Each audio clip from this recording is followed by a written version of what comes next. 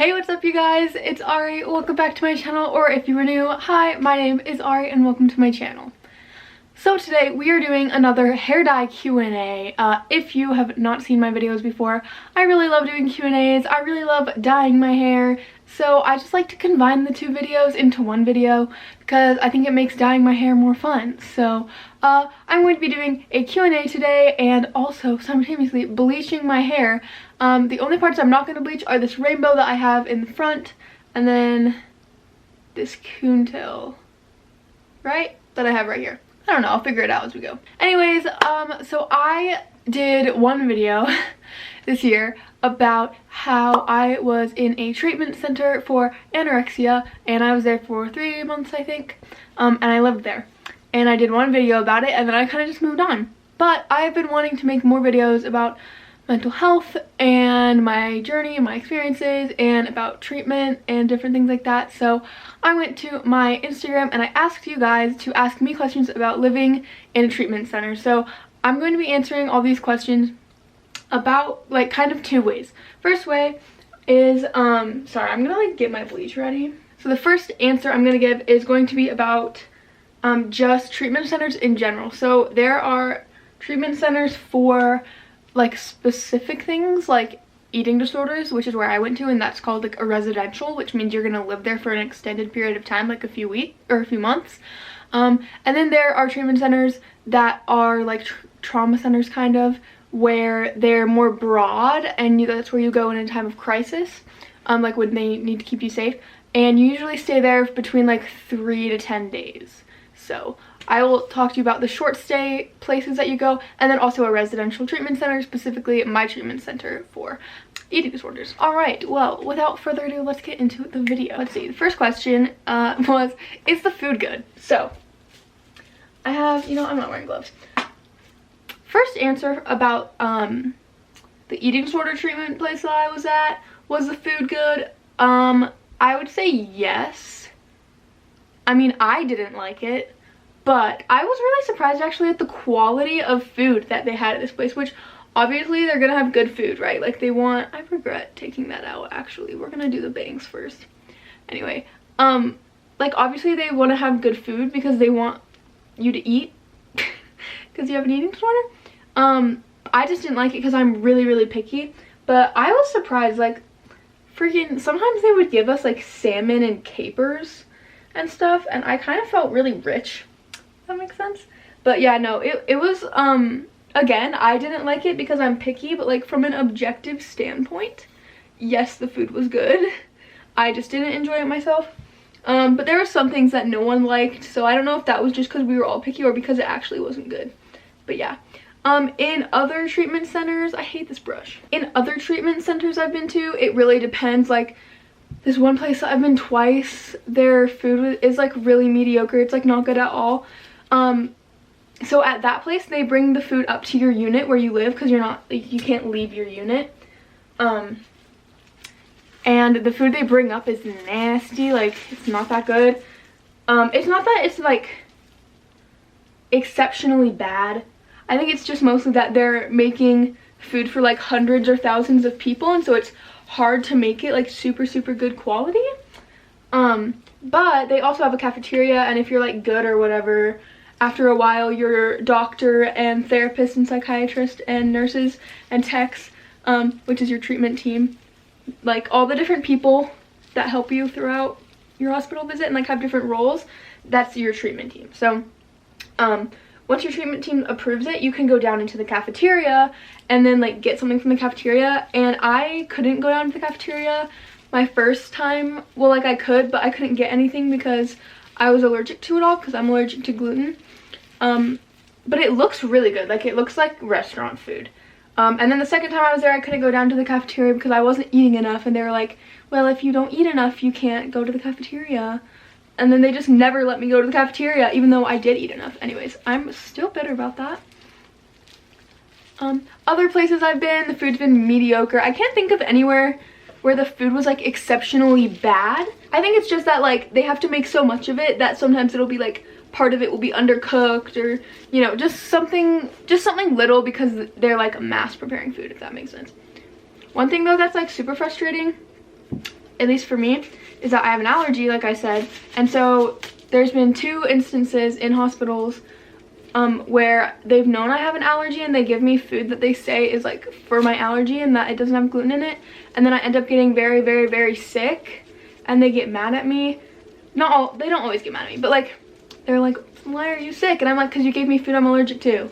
They're like, oh man, that's such a bad mistake. Sorry, it won't happen again. And then they just continue doing it. It's very frustrating. But other than that, so the food's not terrible, but I don't know if I would say that it's good. Next question is, do you choose to go there or does someone make you? So it depends on your situation and it depends on where you live. So let's see. I think I've always chosen to go there.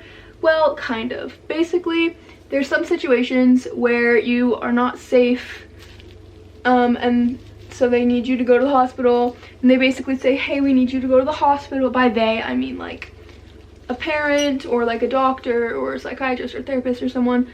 And then you either say, okay, and you go, or they're like, or you're like, no, and then they're like, great, well, you're going anyway.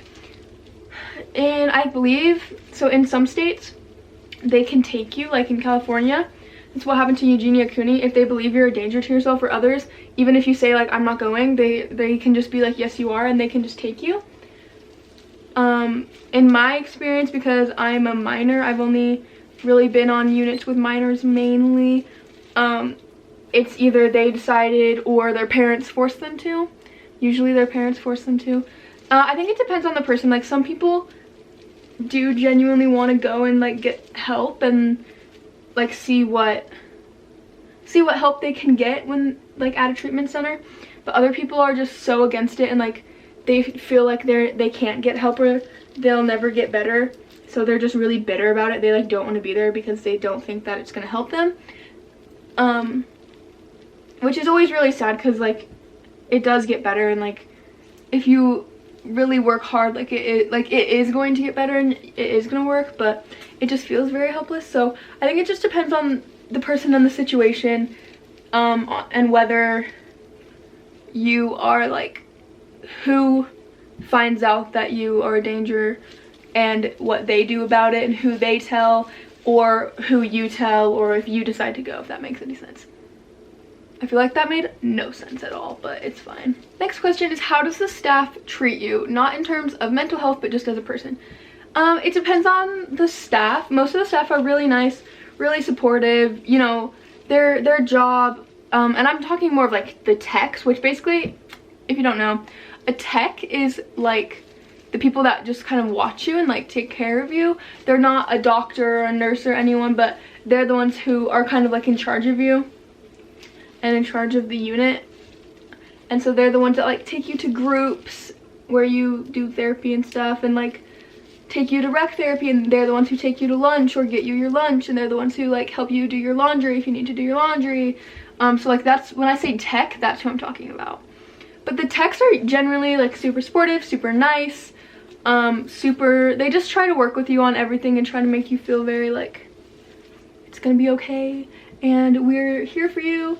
And they're usually super chill. Sometimes like if you get on a tech's bad side, they can be rude or whatever, but I feel like that's just kind of like everyone. There was one tech, I don't know what his freaking problem was. His name was McKay, and I thought he was pretty cool because he like listened to metalcore and stuff, and I was like, aha, he's cool, he listens to metalcore. And then I was talking to someone about Kellen Quinn, which is a singer of a band that's pretty famous, and he like just heard me from across. This is like a man, like a grown man, like a grown person. He heard me from across the room and went, I hate Kellen Quinn, and pointed at me. And I was like, bro, I'm in a mental hospital talking about a singer who's known for helping like suicidal kids, and you're just like, I hate him. Like, no one asked for your opinion, McKay. So sometimes they're rude like that. Another time, oh my gosh, this tech named Walker, he was freaking hilarious. Really annoying, but like hilarious. Someone was like screaming, you know, just mental hospital things. Someone was like screaming their heads off, and my roommate and I, we were all in our rooms, and I was like, who is screaming? And he came up to our door and he was like, stop screaming. And we were like, we're not screaming, we're just sitting here. And he was like, oh yeah, bet. And I was like, what do you mean bet? We're not screaming. And so I just looked at him and I went, bet. And he went, and I was like, and then he realized that it wasn't us screaming, and so he just walked away. So sometimes, you know, there's little interactions like that, but I feel like you have interactions like that with any person, and I'm sure that tech got a talking to a few times by his superiors for the way that he was like so casual and stuff with the kids, like doing stuff like that. But yeah, generally they're super nice. There was one tech at the residential that I was at who I hated, and everyone either hated her or loved her, but she was just like so strict that it was really annoying, and like she would get mad and get you in trouble and punish you over like the stupidest things, and so that was just really frustrating. But yeah, like I said, in general they're really supportive. You know, that's their whole job. Like I am considering becoming a tech next year at some of these places, and like, you know, I want to do it because I want to help people and I want to help kids and I want to like be supportive and help them. And so that's, you know, that's why people go into that profession. So generally they're going to treat you really well, and I think they also understand that even when they have kids or adults, because, you know, adults go to these places too, but like when they have patients that are causing trouble or breaking rules or whatever, they understand that it's not because, like, when you're in like high school or middle school or whatever, and you know, like a kid breaks the rules, they get in trouble and they're like, why are you like this, why are you doing this, and they get mad at them. But in these situations, I feel like the staff knows that you're not just doing it like to be annoying or whatever. Kids are breaking rules or acting out or freaking out because like they need help, you know, like that's why they're there, because they're not okay. And so I think they can recognize that. And so even when someone has a meltdown or says like I hate you, or you know, because sometimes people, the staff are the ones that are like keeping you from, whether you like self-harm or whether you do drugs or whether you like whatever you do, they're the ones making it so you can't do that. And so they get a lot of hatred and a lot of like mean words said to them. But I think that they just understand like they don't mean it, they're hurting right now, and so they generally treat you pretty well because they do care about you, and that's why they're there, is to help you. And even if you don't want to accept that help, they're just going to do everything they can to try to make you feel better. Even when they do have to punish you, they're like, honestly, like I've had to be punished before, and they're so nice about it usually. Like in most places you have what's called like levels basically, or phases, and like if you're good you get to phase up to like, it's usually from 1 to 4, and then it comes with like privileges, and I've had to be phase dropped a few times. I don't really remember why, I'm not gonna lie, I seriously do not remember why. Anyways, but they're usually really nice about it when they phase drop you, if you know, and they don't just do it for no reason, but they don't like say it in front of everyone. They're usually not like, you got phase dropped. Like they'll take you aside and be like, hey, I wanted to let you know that you did get phase dropped because of like whatever happened that made you get phase dropped.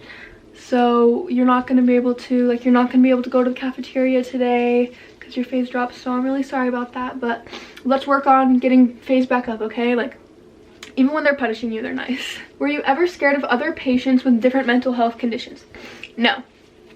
I'm sure, like, this is my personal experience also, these things. So if you do have different personal experience that you would like to share, go ahead and share that in the comments, because I do want this video, as much as it is like about my experiences, because that's the only, like, that's all I have to go off of. I want you guys to, if you feel comfortable, share your experiences down in the comments, because I want this to be educational, and I don't want it to be exclusively about my life and my experiences, because people have different experiences with these places and these situations. So definitely say in the comments if anything I'm saying is untrue for you, and you can share your experience if you feel comfortable.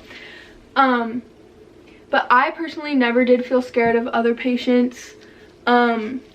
Just because I know that the staff is very well trained, and I've witnessed many like outbursts, I guess, many situations. So like if you start freaking out, it depends on where you are, like what their like, what's the word, what their procedure is.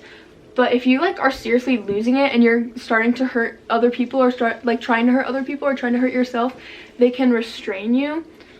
And so usually that just means some of the techs that are stronger, or they're trained so they know how to like use their weight, will hold you down. Usually they try to, in the places I've been, they usually try to get you into a room. They usually have an ISO room or a timeout room, which is basically a room where there's not a bathroom, or the bathroom is like specially special, and like it has a weird bed that you like, I don't know, it has like a weird bed, and the lights are always on, and there's like cameras so that you basically cannot hurt yourself or do anything secret in that room because they're watching you 24/7, and because they've removed basically everything but a mattress. Like some don't even have a bed, they just have a mattress on the floor. So usually when they do restrain someone, I've noticed they try to get them into the ISO room so they can put them down on the mattress, because they don't want to just hold you on the floor or against a wall, because, you know, again, like they might have to do that to keep you safe, but they are there to help you. They don't want you to feel like you're in prison or like you're being punished. So they usually try to do that. Like if they have to restrain you, they try to do it in, you know, it's going to be harsh, it's going to suck, it's going to be uncomfortable, but they, from my experience, they try to do it in as comfortable way as they can, because like I said, they're not trying to punish you or hurt you, they're just trying to keep you safe. And sometimes with people, the way that their mental health is, they do have to be restrained because they're gonna act out and do things that are dangerous. But I've never been personally scared because I know that the staff's gonna take care of it. This is gonna sound kind of terrible. Well, you know, like when you watch like Dance Moms or something, and all the moms start like freaking out and throwing stuff at each other and swearing at each other, you know, that's not something, and their kids are like crying or whatever, like that's not something we should probably want to like watch for entertainment, but it is, and we do, which is kind of terrible now that I think about it. But it's like that, it's like reality TV kind of. This is not a good comparison. Like this sounds so insensitive. Okay, let me try to explain what I meant by that. We watch these, you know, reality TV, or we watch like murder mystery videos on YouTube, right? And these aren't things that should be entertaining. They're things that are like sad or bad, right? But we watch them for entertainment. So I was never scared. And sometimes when all you do is like eat and sleep and go to therapy all day, and like you get pretty bored. So sometimes when someone has like a freak out, it's like your entertainment for the day. And that might make me sound horrible, but I can tell you I am not the only person that thinks that. I have met other people that say the same thing. We don't want our friends, or even people that aren't our friends that just are on the unit with us that we've never talked to before in our lives, but like, you know, we don't want our fellow patients to freak out, you know, like we want them to have an okay time and to be progressing. But at the same time, sometimes it's like you're watching reality TV.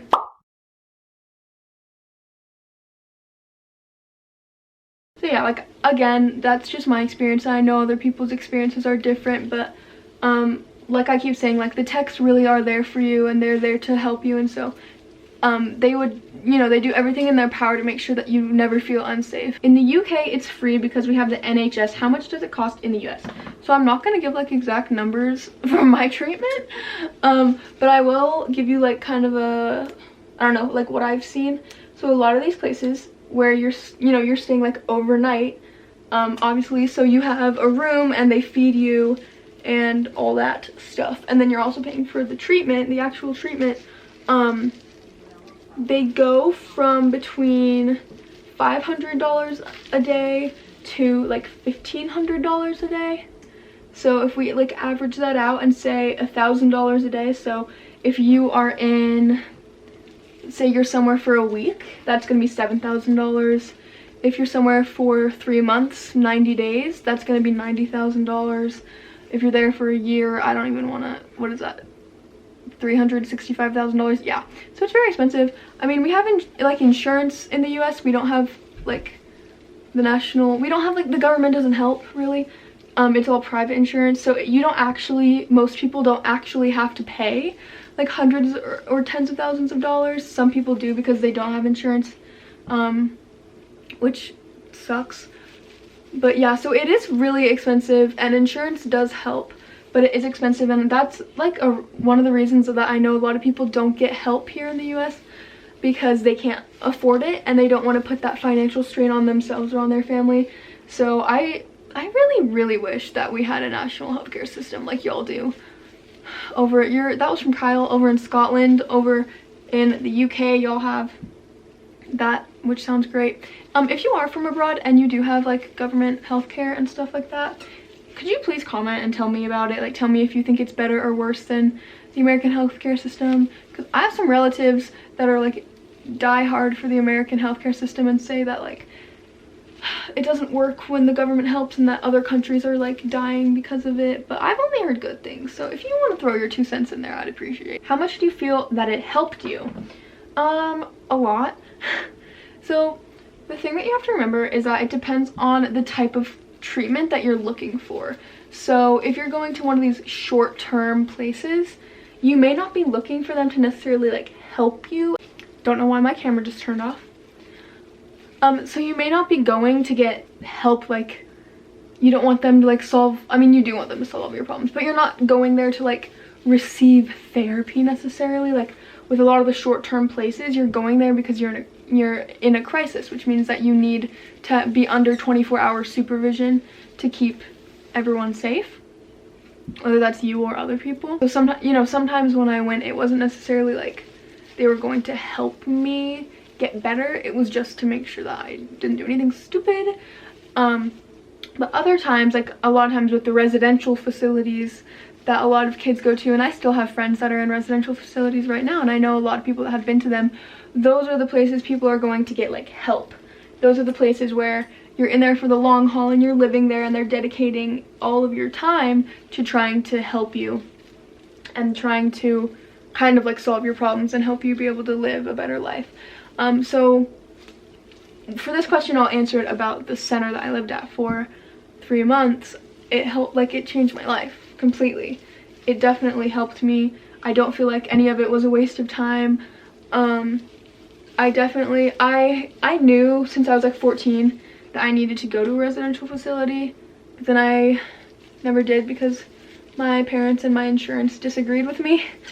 But then eventually last year I did go to a residential facility, and like I said, it changed my life. You definitely have to be ready. You have to be willing. Like you have to say, I'm gonna try. I'm not just gonna go and like sit in group and sit in therapy and like exist. You have to try. Like you know, they can't solve anything for you. It is your mind and your brain that you're trying to get help with, and so if you aren't involved, they can't do anything about it. Like they can give you as much medication as you want and like teach you as much coping skills as they want, but if you don't want to change, if you don't want to get help, their help is gonna not work at all.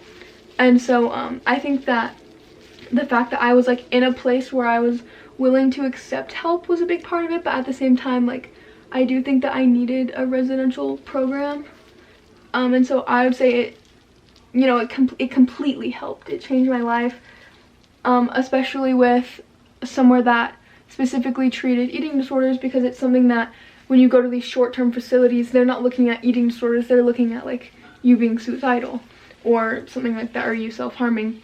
They're not like, how much are you eating? And so this specific place, and there's different residentials. There's residentials for OCD, residentials for depression, residentials for drugs, residentials for everything basically. And so the long-term places, I think, help a lot more, if that makes sense. Like overall help you in the long run, because those are places where you have a treatment team with you for months at a time, and it's like really, it's intensive treatment. You know, you're there 24 hours a day in a treatment place, right? Like they're gonna be helping you all day every day. So yeah, I think that it helped me completely. It changed my life. Not to say that they like fixed me or that any of my mental like illnesses or struggles have gone away, but now I'm able to live such like a happy, successful life, and they don't take over my life and they don't like control me anymore. So yeah, I say that it helps a lot to go to these places, but if you're just gonna sit there and be like, I don't want to be here, it's not gonna help, because you're not going to accept the help. Did you meet any great or inspirational people? I definitely have met a lot of great and inspirational people. I can't even think of specifics right now. I've met a lot of people that have really helped me and influenced my journey. A lot of people that were like a few years older than me, who had had more life experience with mental illness and like with treatment centers, that had like given me advice about how to like go about treatment, or how to accept help, or how to talk to my parents, or like how to ask my therapist for things, or different things like that. I'm not gonna say any names, but like there were a lot of people like that that really influenced me. A lot of people that I thought were like really cool older kids when I was younger, who were very kind to me and they definitely tried to help me in my journey a lot. And I think I got a little bit too attached to those people, because I used to get attached to people like really easily. It was kind of problematic. But they were definitely, I think, inspirational. I think they helped me a lot throughout my journey, and there were times where I would think, you know, like this person wouldn't want me to do this destructive behavior. They would want me to use my coping skills or whatever. So there were a lot. There was one girl I did meet that I kind of someday want to write like a song or something about this. We have groups, and one of the groups we had at this particular place that they have, I think like every place, is called DBT, which is dialectical behavioral therapy. It's a type of therapy. It's amazing. I think they should teach it in high school, because it's basically just like life skills almost, like how to live your life like healthfully. But we were supposed to have a DBT group, but then the therapist, his name was Alex, he was really cool, he had red hair and a beard. He was like, we aren't doing DBT today because this girl wants to share something. And I was like, that's weird, why are they letting this girl share something instead of doing DBT? Well, it's kind of weird. But I was like, okay, whatever. And so she started telling this story about when she had attempted on her life, and she said that at that time she felt like her family didn't love her, and you know, nobody loved her or cared about her, and that everyone in her life would just be like, would be happier and better off if she was gone, which is so sad to hear from someone. But she said that's how she felt, and she actually died. Her heart stopped, which is crazy to just, you know, to hear someone be like, yeah, I died. But she told us the story, you know, leaving out graphic details and stuff, and she said that they revived her, and her dad, who she thought hated her, and she thought he would, you know, be better off without me, which is a really common thing that people think or say about their families. They say, you know, I think they'd be better off without me. She said her dad was screaming and sobbing in the ambulance because she had died. And she said that she had woken up to the aftermath of what happens to your family and those who love you when you do that and when you die. Even the people that you think don't care about you, don't love you, don't want you, don't need you, they do, even though it doesn't always feel that way. And just how that experience changed her life and stuff. And talked to us and, like, you know, told us, please don't ever do that, because people do love you and they do care about you, and they will miss you, and they will be sad that you're gone. So that was, I don't know if that's considered inspirational, but it's definitely something that stuck with me, that I think was very interesting and a very unique experience, because I think a lot of people that struggle with suicidal issues wonder like what it will be like after they die, if they do die. Like, I think that's something people wonder about. And I literally got to talk to someone who had, I'm gonna get, like, this video is gonna get flagged for me talking about this, but who had committed suicide. Like, I did get to talk to someone who had done that, and like and see the aftermath of it. It's not just like wondering what could happen, it's like she literally did it and then saw what happens after you do that. And so that was a very interesting experience that I think I could say was inspirational.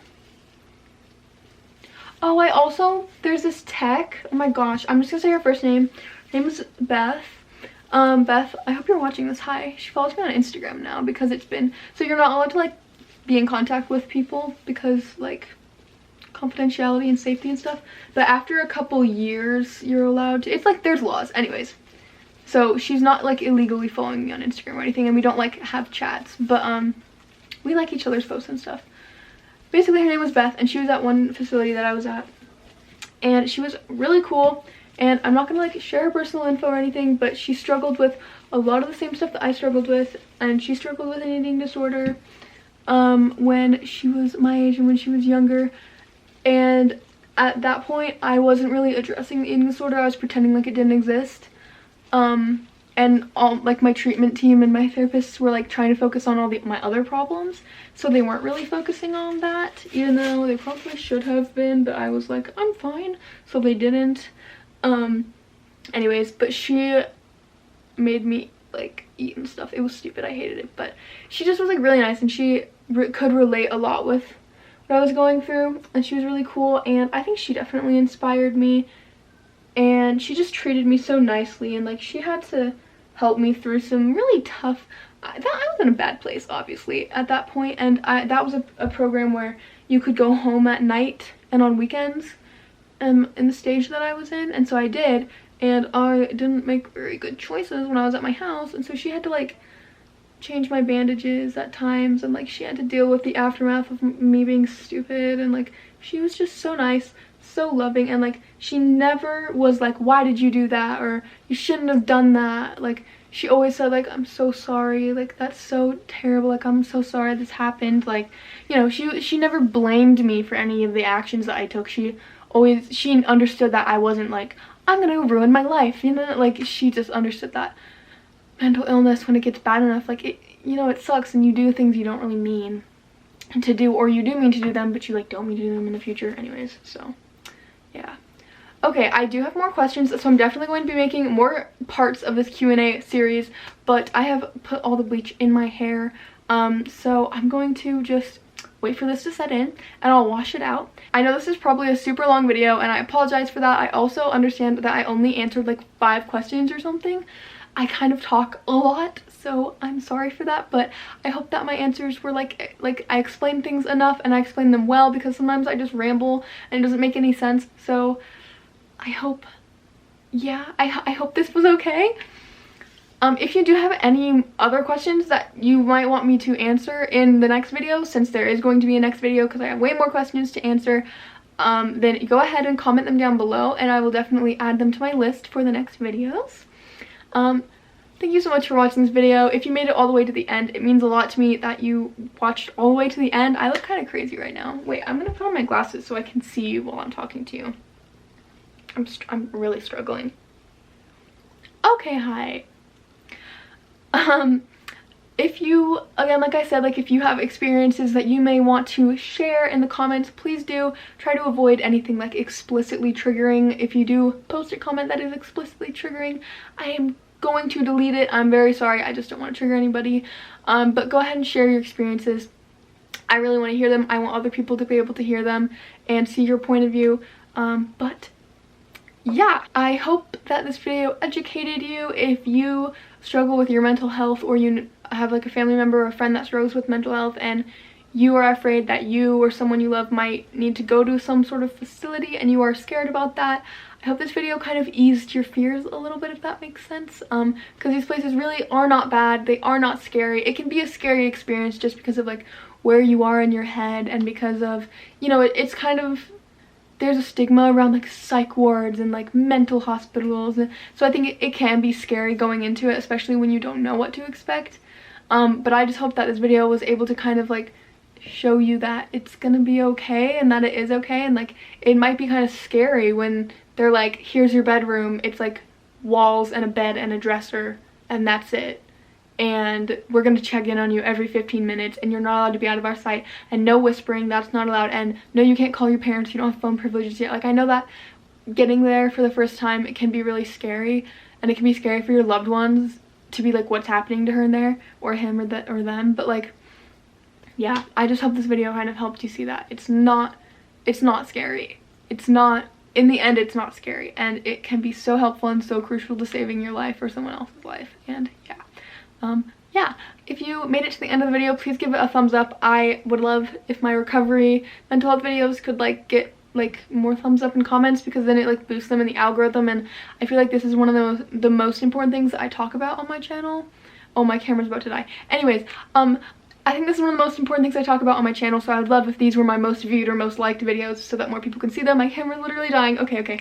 I love you guys so much, and subscribe and turn your notifications on if you want to see part 2, or follow me on Instagram, link in the description, and I'll post on my story when I post part 2 and 3. So yeah, camera is dying. I love you so much. I will put also hotlines if you need help with your mental health or abuse or anything going on in the description. I love you.